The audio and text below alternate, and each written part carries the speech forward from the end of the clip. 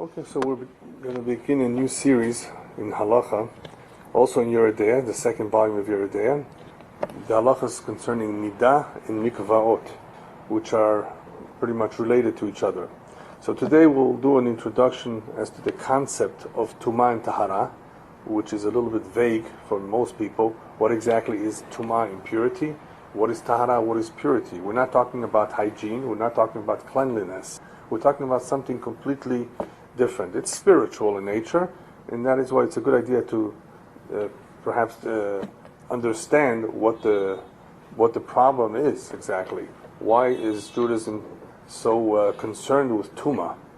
And we're not just talking about the priests who have these commandments that are unique to them concerning Tumah.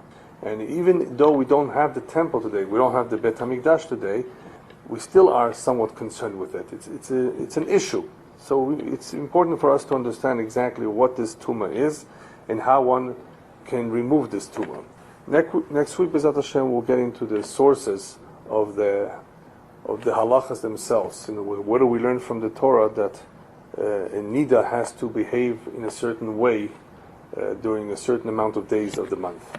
Okay, so let's begin with Tumah and Tahara. The concept of Tumah and Tahara is a chok. As you know, the Torah is divided into different kinds of mitzvot, commandments. Some of them are mishpatim, ben adam lechavero. They are laws that concern men, society, right, human beings, how they interact. In order to preserve the society, in order to preserve law and order, you need to have a certain set of rules or laws that govern society. Most normal countries have that, and so does the Torah. That's called mishpatim. We have, however, certain chukim, decrees, that are not so logical, that don't appear to have any relationship to anything that we know. A chok, therefore, is a decree. A decree is not something that one can understand through his own common sense. It's not logical. It's a decree that Hashem said, keep this because I said so. It's for your benefit. The typical example of a chok is the prohibition against eating non-kosher food. What's wrong with a cute zebra? Why can't I have a steak from a zebra? Because the Torah says you can only have a clean animal. A clean animal, choose its cut, has split hoofs. So that's a chok. Sha'atnez, not wearing wool and linen, is another example of a chok. And the rabbis tell us all the prohibited relationships, all the arayot, are considered chukim. Here's an example. A man divorces his wife. She goes off and marries somebody else. Then she changes her mind. She says, I like my first husband better than the second husband. I want to go back to him. Well, you can't. It's too late. As long as you haven't married the second husband and your husband is not a kohen, you can go back to him. But if you've married someone else, that's too late. I mean, there are explanations given to these chukim. We're not going to get into that. But for the most part, they are considered decrees. We don't necessarily understand them. Then there's others, of course, other kinds of mitzvot that relate to the holidays.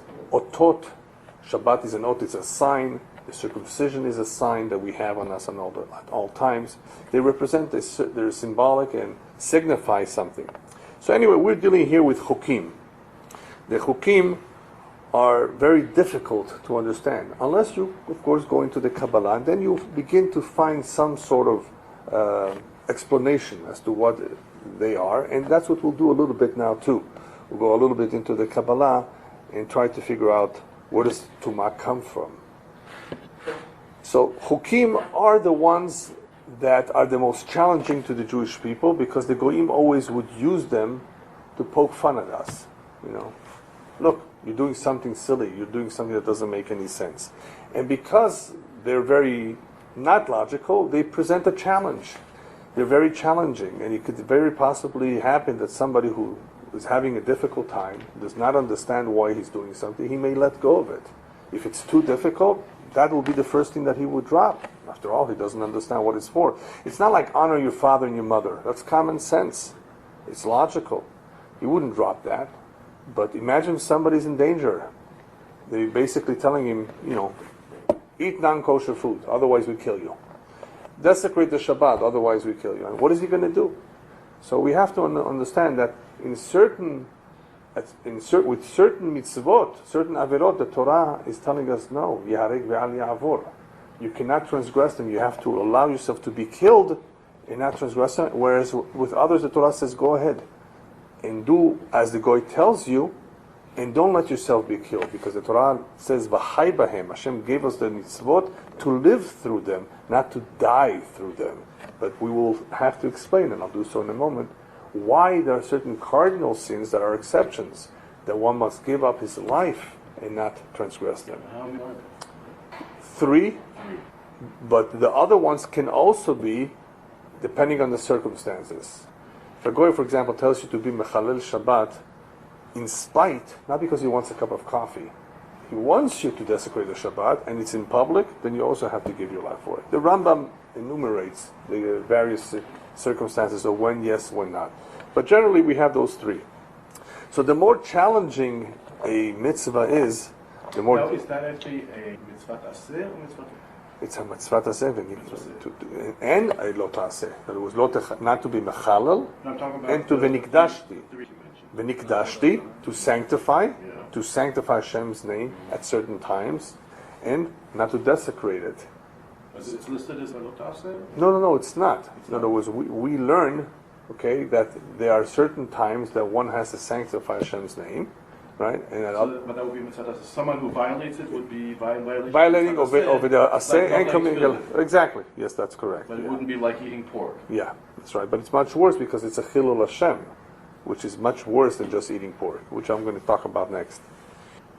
So since these are very challenging mitzvot, and sometimes difficult for people to keep, if they do keep them, if anything, that's indicative of the strong connection that the Jew has to his tradition. If anything, if he's able to keep him despite the difficulties he has, it's the greatest proof that this man is ne'eman. He's, in other words, he's committed to his faith. Just like friends. At time of need, we know who our true friends are indeed. Times of need, difficult times, challenging times, that is when you find out who your friends are. Everybody says, I'm your friend. Yeah, friend. Yeah, let's see you. During difficult, challenging times, that is when Hashem sees who are those who are very committed and who are not so committed, especially with these challenging mitzvot. We do know that when it comes to Niddah is a woman who's ritually unclean during a certain time of the month.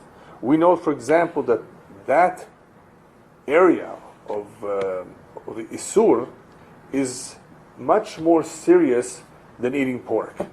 In other words, the Isur of being intimately involved with the Niddah, we do know a little bit. In other words, we don't know yet why. We're going to get to that, but we do know, we can make comparisons. We see what the Torah says will happen, or what is the punishment, or the tikkun, however you want to call it, for somebody who is involved with the Niddah, as opposed to somebody who ate a piece of pork. Pork is a lo taseh, it's a lav. You get lashes for it. Tshuva for eating pork is a lot easier to do than Niddah. What do you get for Niddah? Karet. Karet is to be cut off. And there's various forms of karet. One form of karet is to die before the time.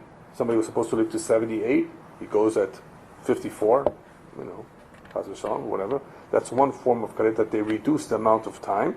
The reduction of amount of time can also happen after 60. It doesn't have to happen, it could be done later too. There's another form of karet called ariri, that he goes childless, chas v'shalom, no children.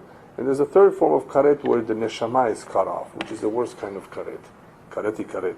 So anyway, we see from that alone the consequences for those two actions, that obviously Niddah is a much more serious offense than eating pork.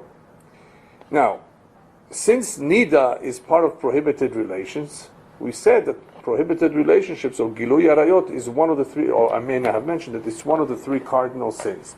Gilui Arayot, Avodah Zarah, and Shfichut Damim. If any Jew is faced with having to transgress any one of these 3, he's told to give up his life.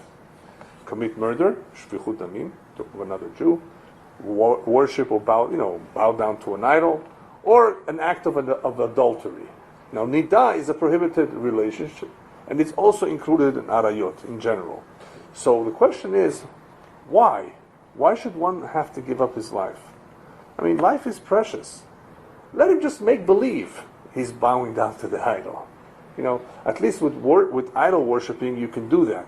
With arayot, committing an act of adultery, it's hard to make believe because there's a certain amount of pleasure involved. And with killing, it's terrible. The question is, why are these any different? The best explanation we can give, without going too deep into it, is that, as the Chafetz Chaim says, apparently they cause tremendous damage to the neshama. That we are better off dying than doing it.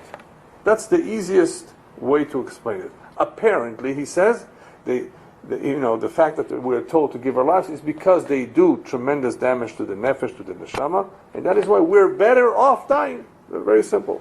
So, being involved with the niddah, imagine, does tremendous damage to the neshama. We said it's spiritual nature. It's not a matter of hygiene necessarily. It's not something physical right now. We're not talking about the physicality, the problems with the biology. Perhaps there may be other issues. We're talking about simply tuma. The way he's thinking it, if I understand it correctly, it sound right, as though under all circumstances it's preferable for a person to die than to be intimate. Because this is not about what the goy is now forcing him to do. It's not playing any role in the argument that he's being forced to do. So he should rather give us his life. That's only why he's being threatened with his life at this point. Right. But I always thought that these cardinal sins, where you're supposed to give up your life, the idea is that it is because you're being forced to do that. No, it has nothing to do with the force. So in other words, there's a Kiddush Hashem involved. There's a Kiddush Hashem involved here. You have an opportunity to perform the mitzvah of Kiddush Hashem, that you don't transgress the sin, even though the goy is telling you to do so. Right. So, I mean, if that's what you were saying, part of it is the force, but it's not that he's forcing you, it's the Kiddush Hashem aspect of it. Right. Yeah. That here you have an opportunity to absent the Kiddush Hashem, is there still a preference for death over, and I'm asking for a reason, because how many million Jews over the more recent history, let's say the last 100 years, were intimate? How many of their descendants today are great rabbis? Oh, of course. I'm going to talk. I'm going to get it. I'm going to talk about all of that. Yeah, because I wanted to present the severity of it. Mm-hmm. Nonetheless, because the circumstances are sometimes different, ignorance and the like, right? But the damage to the soul is the same. The damage to the soul is done, but it can be undone. Okay? Not if he dies. What is that? Not if he dies. Not if he dies, right. But there are many ways. So that would be an extreme. Not necessarily. Yeah, but there's a big difference between something that is done intentionally and knowingly and something that is done unintentionally. That is a very important difference. Here we're talking about right? being forced. Right. So oinus is not that much worse than unintentionally. Yeah, but it's or out of ignorance. You're right, but he is aware of what's being done, and he has the opportunity to be Mikad Shem Shamayim. But right, right, Not everyone has the courage. Right, exactly. Yeah. So anyway, obviously in Shamayim they won't look at it in the same way as he did it without being forced. He did it intentionally. He didn't care. Obviously, they consider the fact that he was forced, of course, but it's still damaging. Wouldn't normally the oinus avert all penalties? No, you get dirty, you get dirty. How you get dirty? You got dirty. But dirty is not the oinus here. No, you get dirty, and of course, by Shamayim, they're going to say, listen, you had what it takes to give your life for it. You knew that that's the correct thing to do as well. You were told, you were taught, and you didn't. So therefore, you need to repair this. The repair will take place as follows, and whatever they prescribe. And whoever did it out of ignorance still got dirty. Yes, but so repair he needs as well. It's different levels. It's different. There's a big difference between being in jail without parole and being in jail with parole. I'll give you a quick example. I understand that there's a difference in being in jail, right. But I'm just saying someone who's being forced to do something that's wrong. Yeah. Versus someone who's doing so out of ignorance, I don't see that one is more responsible for one's deeds than the other. At least the one out of ignorance could have maybe given himself a shuckle and investigated. Maybe yes, maybe no, maybe not. It's a good excuse out of ignorance. But someone being forced is a pretty good excuse also. Sure. Definitely. They definitely consider it. Nonetheless, hadin din emet. it has to be repaired somehow. Everyone has to repair. Everybody has to somehow repair the damage done. The question is how? Through how painful will the repair be?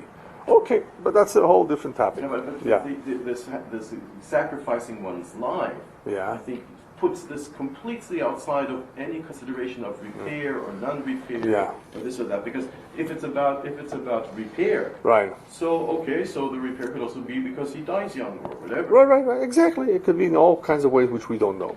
So anyway, in the same way that there's damage done, the purity or lack of purity that a husband and wife have or don't have can also affect the children that they will have, which is a very important part of Hilchos Niddah, is for people to understand the importance of their actions, the actions between the husband and wife during that time, how it's not only a matter that it's not only something that it affects them, it also can affect the children that they will have.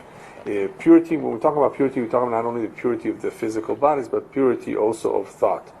Like it says, the Chazal bring down the pasuk, I think in Yeshayahu, Varoti mikem hamordim. Hashem says, I will remove from amongst you, very soon hopefully, all the poshim, all the rebels. And the Gemara says, who are those rebels? Why are there some people who are rebels? Elu b'nei teisha midot. They are the children who are born of 9 types of relationships. One of them is a Niddah, ben haniddah. In other words, children are born with certain characteristics, impure characteristics, as a result of an impure relationship. And the Pasuk calls them mordim. In other words, there will be many mordim, people with chutzpah. I'll give you another quick example. Let's say a husband rapes his wife. The man rapes his wife, and it's his wife. So what? He raped her. Or he was drunk, right? You think, a tzaddik will come out of that relationship? If she conceives that night? No way in the world. Right? For a good neshama to come down, and for the woman to conceive with a tzaddik, it doesn't just happen like that. It's beyond our imagination that would be possible. Exactly. Right. So anyway, so the Gemara this says Teisha Midot, 9 types of relationships that are no good, even though it's man and his wife, nonetheless, and that can produce all kinds of rebels or rebellious children. And then, anyway, Niddah is one of them. Let me perhaps share with you one story in the Gemara. There's an incredible story in the Gemara about 2 boys that were walking down the street, and Rabbi Akiva and his 2 colleagues saw them. One of the boys had no yarmulke, no head covering. And this is a time, remember, this is the time right after the destruction of the Beis HaMikdash. This is a time when there's Tanoim, great giants and great scholars around. This is a time when Judaism is pretty much at its prime, you could say. For a child to go without a head covering was a tremendous act of chutzpah. It was considered very, very overtly audacious, and rebellious. So one rabbi says to the others, you know what, I have a feeling that this one is a mamzer. This boy has to, because mamzerim are known to be chutzpahdik. The other rabbi says, no, he doesn't have to be a mamzer, he could be a ben haniddah. It could be that his mother was a niddah. Rabbi Akiva says, you're both wrong. He's both a mamzer and a ben haniddah. So they looked at him, how could that be? He says, let me investigate. He went over to the mother of this child and tell me about this child, how he was born. And she says that at the time she got married, she realized under the chuppah that she was a niddah. It happens. And as a result of that, instead of her husband being with her that night, the halacha says that you separate the 2. The husband's best friend took advantage of that and spent the night with that lady. And that's how the child was born. So Rabbi Akiva says, oh, I was right. The child was a mamzer from another man. Plus, he was also ben haniddah. She was a niddah. So there's a trick question over here to the story. And sometimes people ask me this question. How could she conceive when she's a niddah? A woman does not conceive when she has her menstrual cycle. You understand that? It's impossible. You understand the question? Right? How could she be a niddah and conceive? What's the answer? You have to have learned a little bit of Hilchos Niddah to know possibly the answer. A woman does not have to, she does not necessarily see blood only during her menstrual cycle. She can become a niddah as a result of staining that can come about through excitement, shock, in all kinds of situations. Not necessarily during her menstrual cycle. So she was a Niddah, halachically at least, and the child, of course, was a mamzer too. So anyway, the rabbis were able to detect the lack of kedusha on the child because he was not wearing a kippah. Just an example. Now, but I need to add that Ben Haniddah is something unique. You know, when people hear, oh, he's the son of a Niddah, they think the worst things about him. It's not the end of the world. And I'll tell you why not. Somebody once came to the Chazon Ish, big rabbi, Zechet Tzadik Livrocha. Rabbi, I have two choices for a son-in-law. One is a Talmid Chacham, but he's a Ben Haniddah. His mother never went to the mikveh, or at least not when he was born. The other one is a simple individual. He's a good guy, but his mother was God-fearing and everything is from in the home. Who would you recommend that I should look into? He says, go take the Ben Haniddah, the Talmid Chacham. He says, why? He says, because through Torah, the Torah removes the klippah of tumah that comes about through Ben Haniddah. Because the Ben Haniddah has a klippah, has a shell, an impure shell. It's not completely tumah. It's a shell. And that impure shell can be removed through learning of Torah.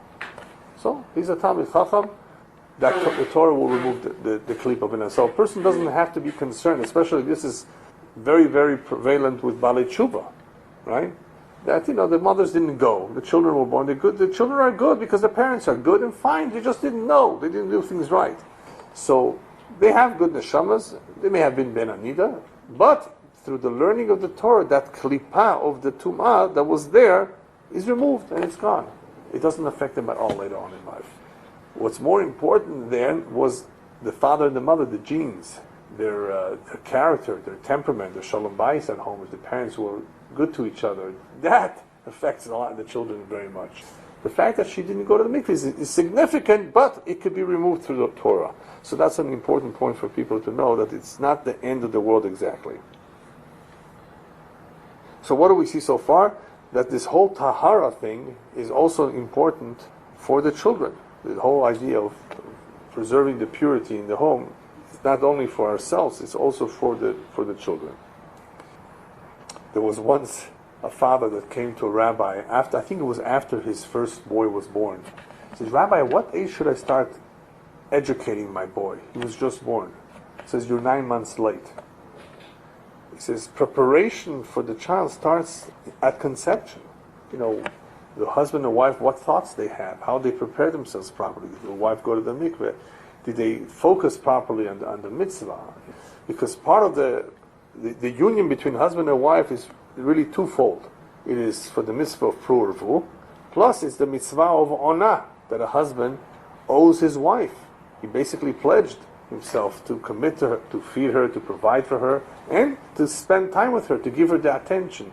The Torah calls this intimacy onah because it's attention, and I assure you that that's one of the things that most women want more than anything else. Give her attention.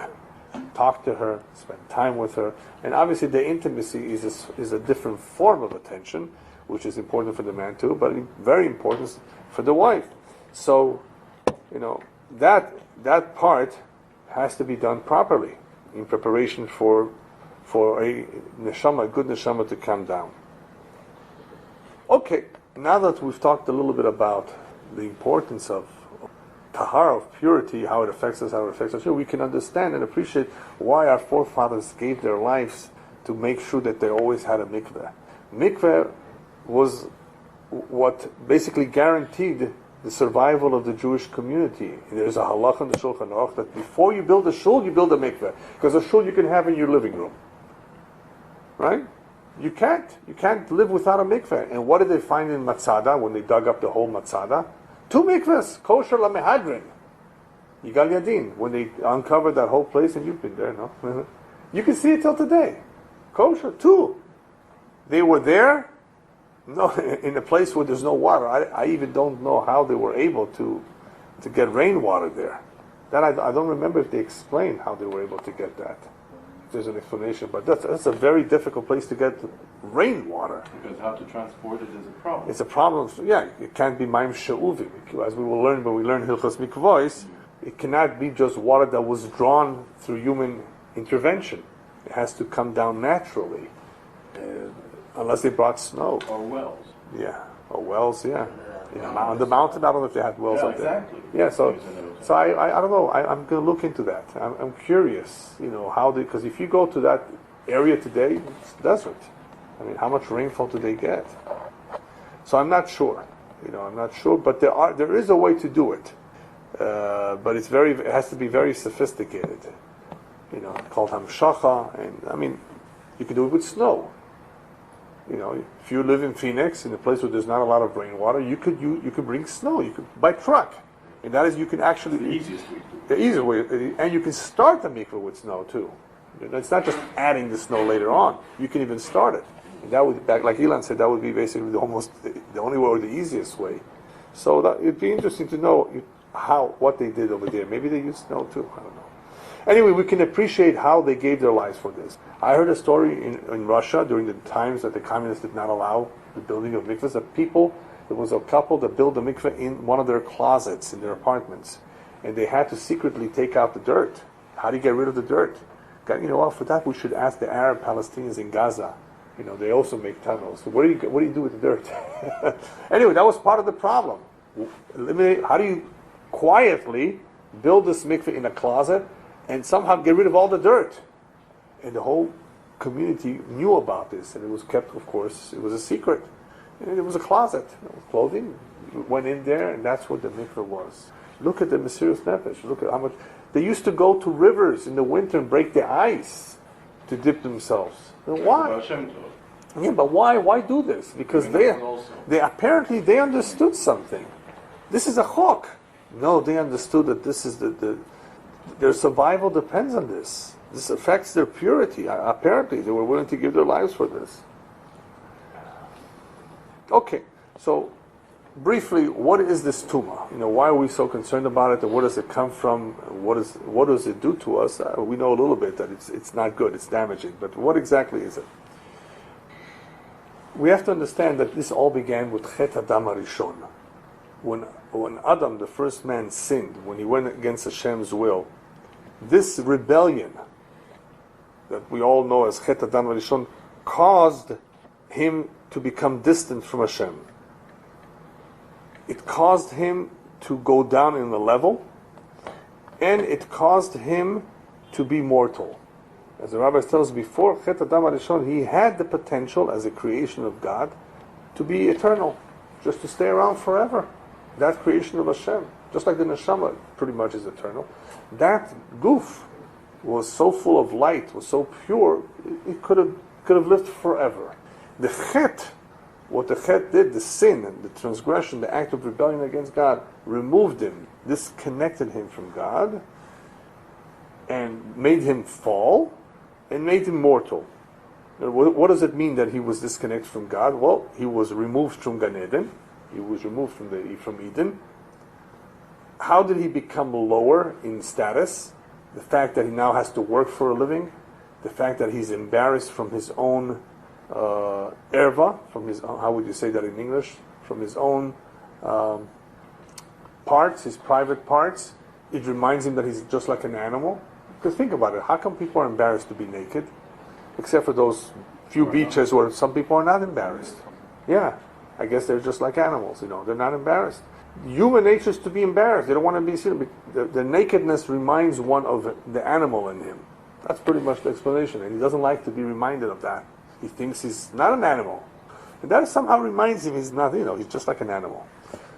He has the same needs as an animal. So, now, actually, his being embarrassed precedes the punishment before Hashem punished.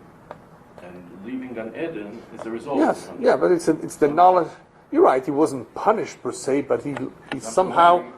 What role the punishment actually is compared to this embarrassment? I didn't say that wasn't necessarily part of the punishment.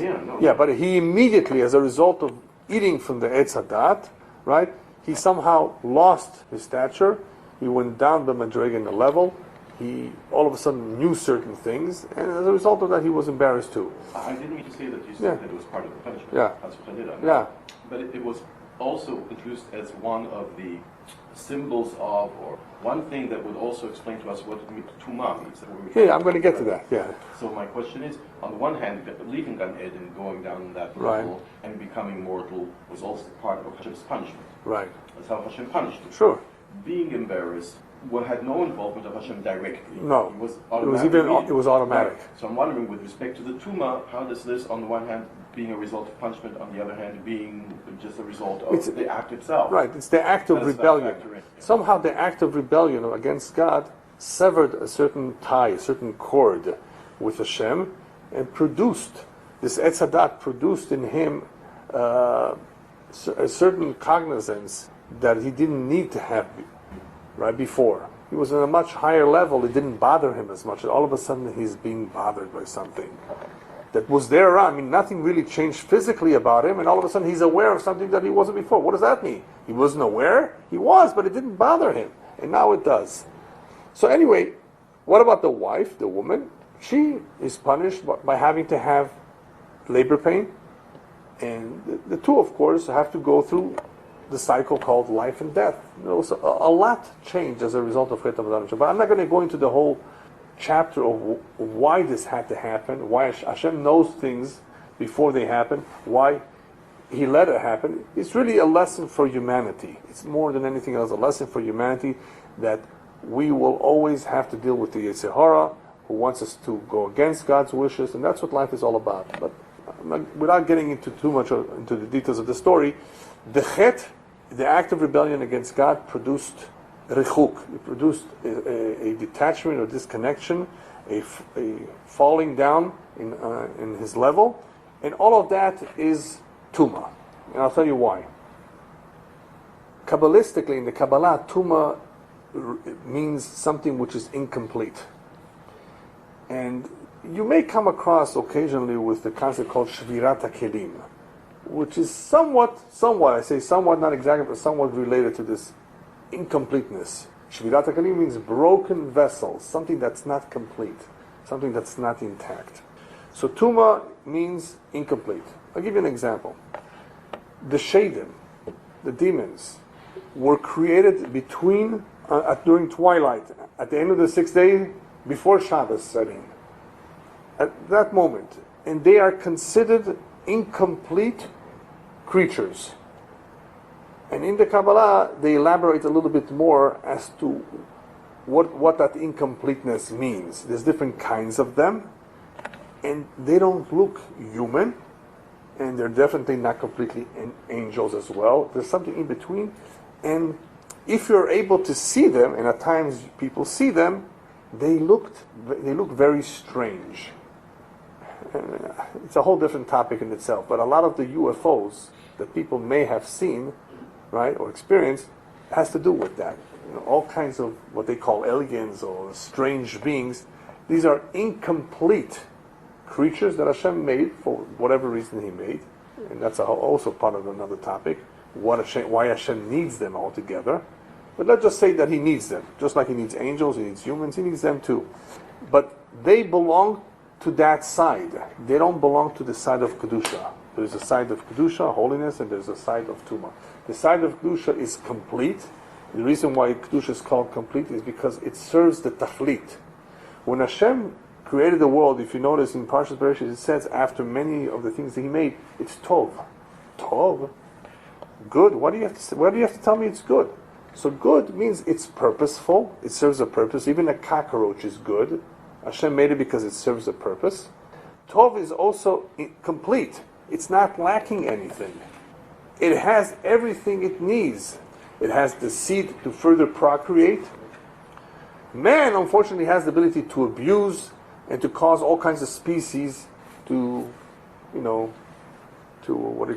become extinct. But Hashem made the world in such a way that everything is perfect. Everything is tov. It's purposeful. It serves It serves a purpose. It's complete. It's not lacking anything. It's beneficial. That's what tov means. For us, tov is relative. What's good for me? Who says it's good for you? But when Hashem says tov, it's complete, it's perfect. It's designed for something that is necessary for this world, otherwise Hashem wouldn't make it. So that is why in the very, very beginning, when Hashem created the world, He created everything that's necessary for the world, including oil. Not like geologists would like you to think, no, it's as a result of all the decay of the vegetation over millions of years in the Saudi Arabian desert, which was once a forest. That is why they have oil. That could be possibly true, that if you wait millions of years and with the decay of vegetation, you get oil, maybe. But that is not where the first oil came from. Hashem created the world ready-made, trees ready-made, diamonds and minerals ready-made, because He created the world as we need it, for our need. And Hashem knew that we will need certain things, gold, copper, magnesium, and all these things. So the completeness is associated with Kedusha. Kedusha is elevated, is close to the source, close to Hashem. Tuma is disconnected, detached, opposed to that which is Kedusha. If you notice, everything is pairs. Day, night, male, female, good, bad. Kedusha, Tuma. Or I should say Tahara, Tuma. Right? Everything is pairs. Two eyes, two nostrils, two ears. Interesting. Right? And that's a whole topic again in itself. Why Hashem made pairs. But if you look deeply into it, you understand, that they signify something. And it has to do with the free will that we have too, the choices that we have to constantly. In order to allow this free will, there has to be two opposing forces telling us to do two opposing things. The neshama in us is telling, go with the Kedusha, go with where you belong. You're part of that, you came from that, you're connected to that, like an umbilical cord. It's connected to the mother, right? And the Tuma says, no, come this way, go against it. The whole Nachash story with the serpent represents basically the opposing force going against God, trying to sever your cord from Him and taking you to the opposite camp. That opposite camp is incomplete. It's incomplete meaning that it's not connected to the source. It's not connected to the Kedusha. It's apart. It's opposed, and therefore it's unfinished. It's no good. That's one way of understanding Tuma. Tuma is that which is the forces opposed to the Tachlis, to the Kedusha, to connecting with God, and to becoming one with Him. The oneness with God. Right? Break up, sever yourself, be independent. You don't need it. Right? A person without God is incomplete, just like a single man without a wife is also incomplete. It all has to do with being complete. How do you become complete? One way is to get married, of course, and another way is to always be connected with Hashem. And if a person goes with a Tuma, he may have all kinds of magical powers, which the Tuma has too. Hashem gave them this power because that is how He allows free will. This is attractive, this is good too. And a lot of people went with witchcraft and with Avodah Zarah during the time that the Yitzhara was very, very powerful, because it was intentionally powerful. Hashem made it so to allow for free will. Choose the Tachlis, choose completeness, or choose this incomplete, attractive power called Tuma. Yeah. So anyway, so that's how it all began. The woman who caused the Tuma to come about, or to evolve, in a sense where it is part of our life, guess what happens to her? As a result of that, her tikkun, she has to go through a tikkun. She has to purify herself once a month, because what she undergoes is also a form of death. How does a woman undergo a form of death during the time of the month when she menstruates?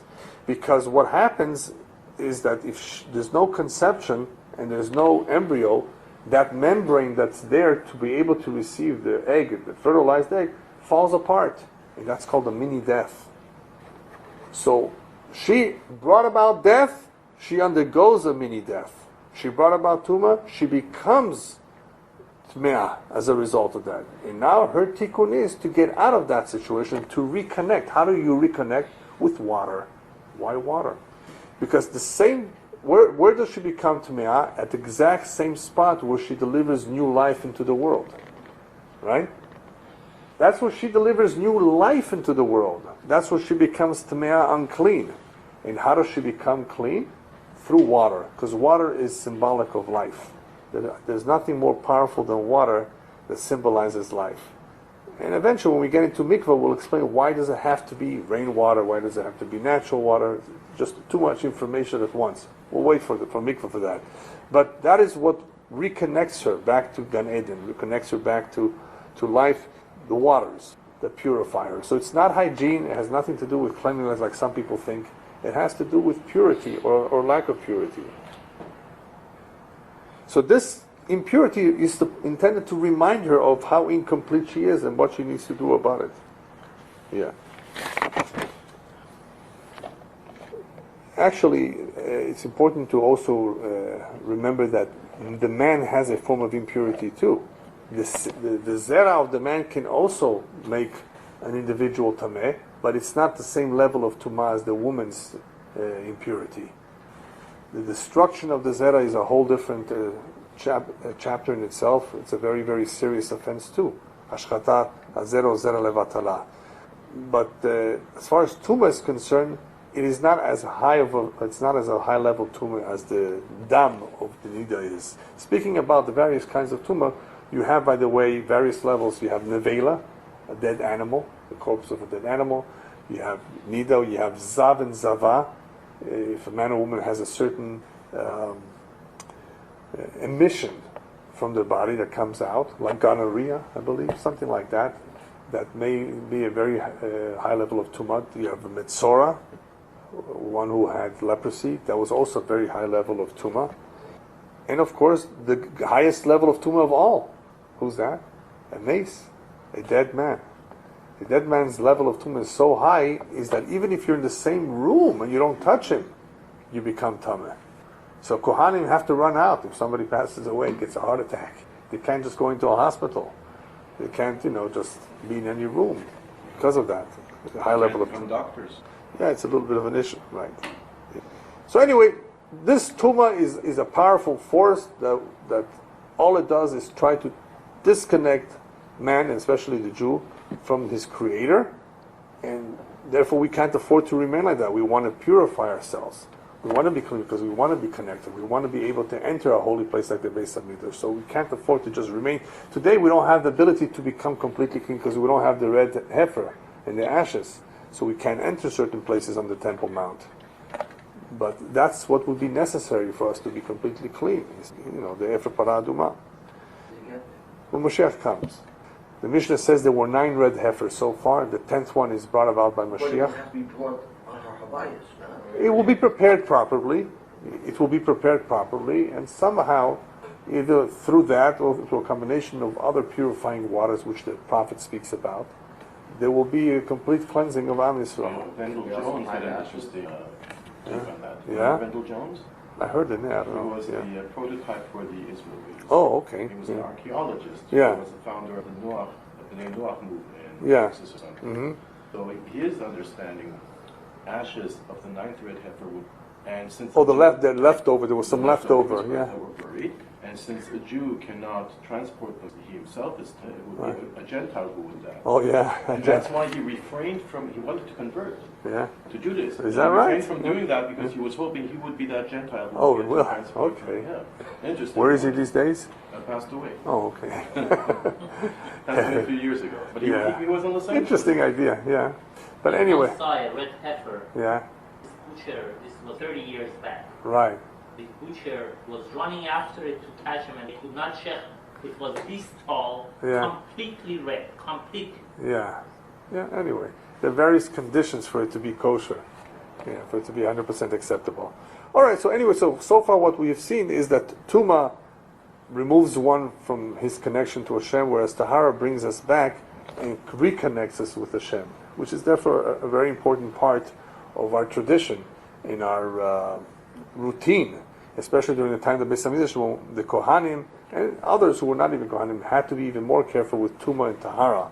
And today it's pretty much not as much experience except for Niddah.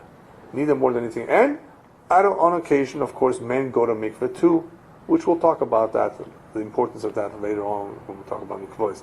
But for pretty much the real tumah that we have today, unless you're a kohen, and you can't go to a cemetery and so forth, you can't be involved in the Chevra Kadisha, is the tumah of a niddah.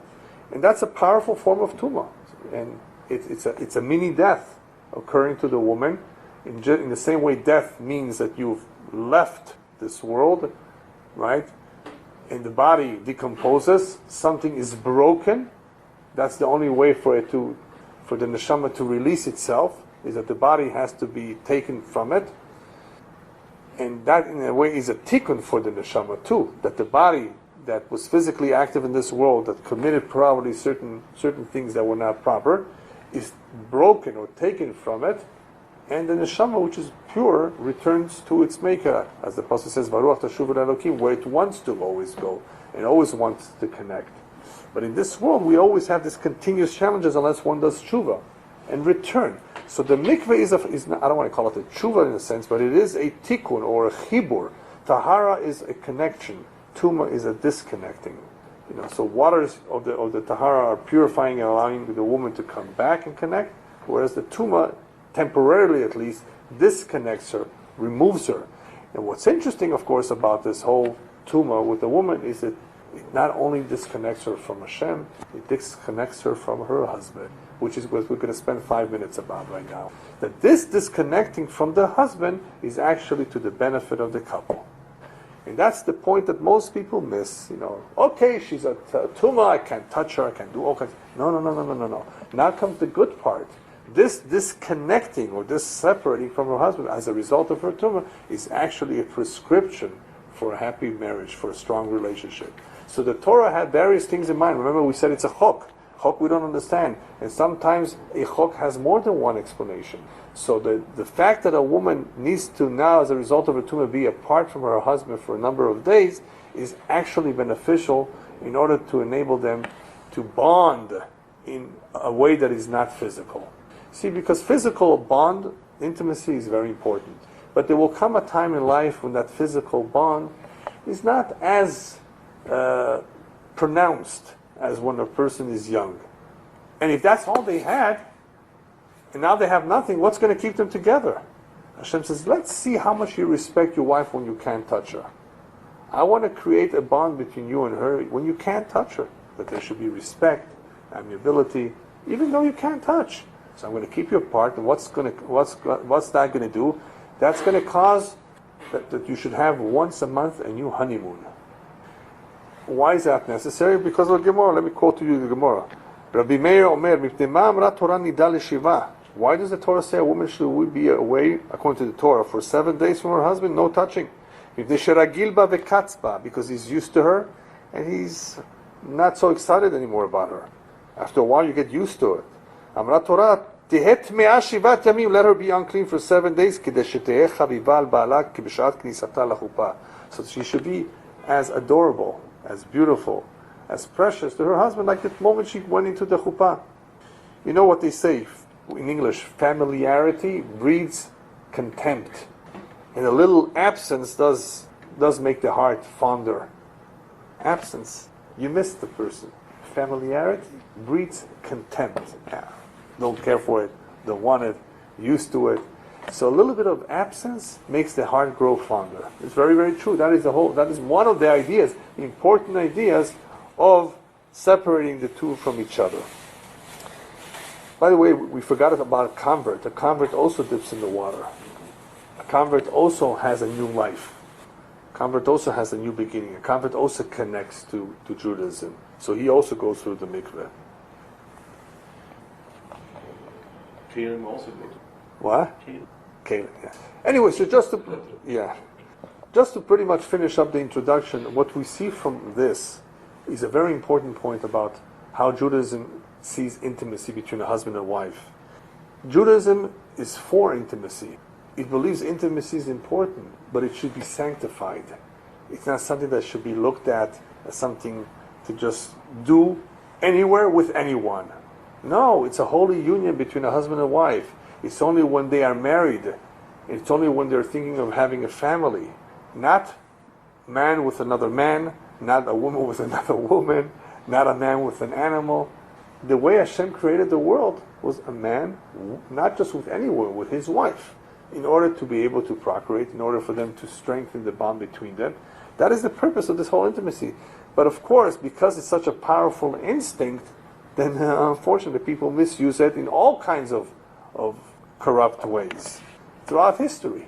I mean, that's what prostitution. It's been around for ages. It's the most ancient, they say, career. It's been around, career. Profession, yeah.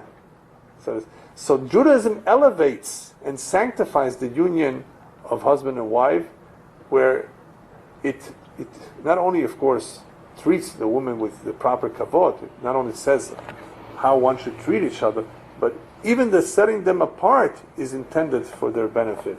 In other words, that hafrasha that we will be talking a lot about in Halacha Niddah, where they need to be apart, that is also a way of strengthening the bond between them. If anything, this elevates and strengthens, and therefore it's no wonder why amongst the Jews there's less divorces. Unfortunately today many divorces, but there's less than amongst the Gentiles, and the reason for it is not because we're better necessarily, or smarter, or we care more, or more emotional, or more sensitive. It has nothing to do with that. You know what it has to do with? It's the Jewish way of life. It's our lifestyle. It's our priorities, our values, and one of them is Tarat HaMishpacha. One of them is family purity, which is one of the pillars of Judaism. A kosher home, a home where Shabbat is observed, and family purity. These are the three pillars of a Jewish home. Believe me, if one keeps those three, you can rest assured that he probably puts on tefillin, he probably has a mezuzah, he probably fasts on Yom Kippur. You don't have to check. If he has the three pillars up, then obviously, I'm sure everything else is okay. So this area of family purity doesn't appear to be, something so significant, because people say, well, what's the big deal? It is a big deal, apparently, and the best proof is if we look back at our forefathers, how much they cared about it and how much they were careful with it. There are incredible stories which I'll share with you next time of how people saw tremendous miracles as a result of their being observant and committing themselves to this kind of lifestyle. And of course, when a person follows the Derech HaTorah, the ways of the Torah, he will find blessing. And the greatest blessing of all is that we hopefully will merit that the Shekhinah will reside in our home as a result of having a pure home. Okay.